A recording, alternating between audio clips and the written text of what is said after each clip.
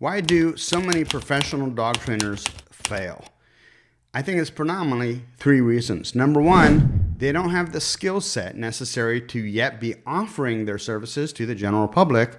Number two, they don't have any idea how to run a business, so they're poor and unsuccessful at servicing the clients from a business standpoint, i.e., they don't know how to market themselves, they don't know how to fill the client's needs, they don't show up on time, they don't present themselves as a professional, all of those reasons.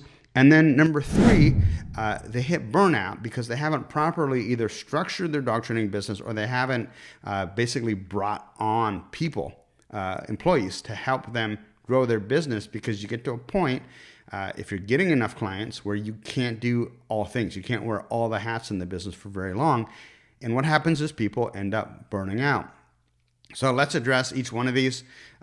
Number one is you don't have the skill set yet to be, you shouldn't be offering your services yet as a professional dog trainer because you don't really know what you're doing. Now, I'm not talking about imposter syndrome. There's a certain point where you just have to jump in and get over that, right? But what I am talking about is people who really do not have the skills because they haven't invested the time into acquiring the skills.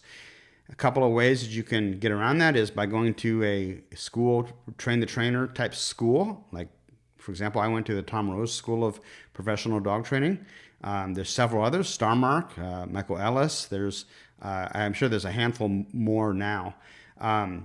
You could also volunteer to train under a mentor, or you could even get a job working for another dog training business, which might be one of the best solutions.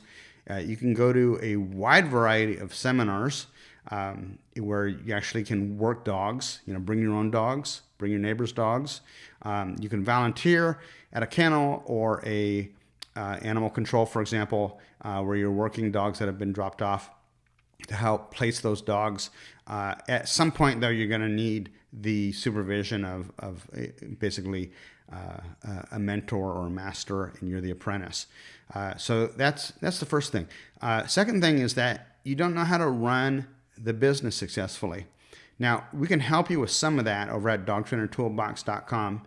So, for example, if you've got all the other things covered, but you need more leads, check out my Facebook ad service. It works really, really well. In fact, it always works. It's just a question of testing whether or not we get enough leads and how many leads actually convert into revenue.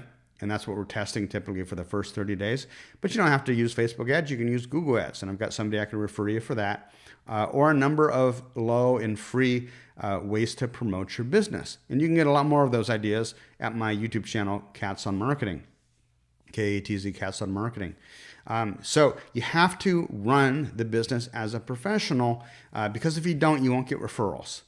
It's very, very difficult if you don't present yourself as a professional, if you don't have a program that you can offer to them that they understand, if you're not structuring your training in a way that they enjoy.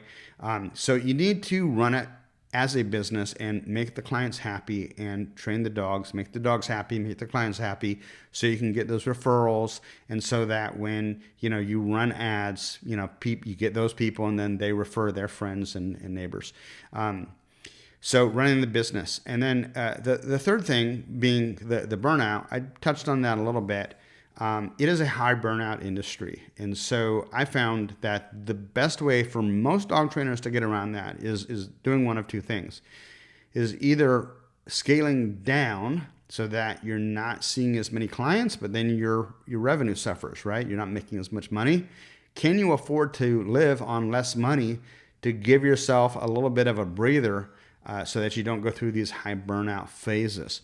The other option, of course, is to grow your business to a point where you can start hiring staff to do the parts of the business that you really don't like doing, cleaning kennels, exercising or bathing dogs, et cetera, et cetera. Or maybe you get so good at one aspect of it that you want to have somebody else do the other aspects of it. So if you really like training the dogs and you hate sales, you bring in somebody that can focus more on the sales part of it.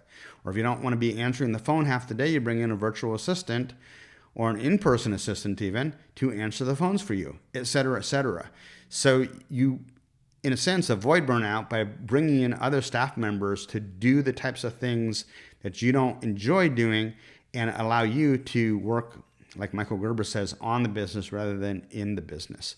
Hey, I'm Adam Katz for DogTrainerToolbox.com. Check out my Facebook ads for dog trainer service. It's really worked remarkably to help transform the lives and the businesses of many dog owners at this point. It works really, really well, as well as a number of the other services and information products and trainings that we have at DogTrainerToolbox.com. You can also join my group, the Dog Trainer Marketing Group, on Facebook. I'm on there pretty much every day. Myself and about 5,000 other professional dog trainers swapping secret strategies, tactics, and tips to help you build and grow your dog training business. Talk to you soon, guys.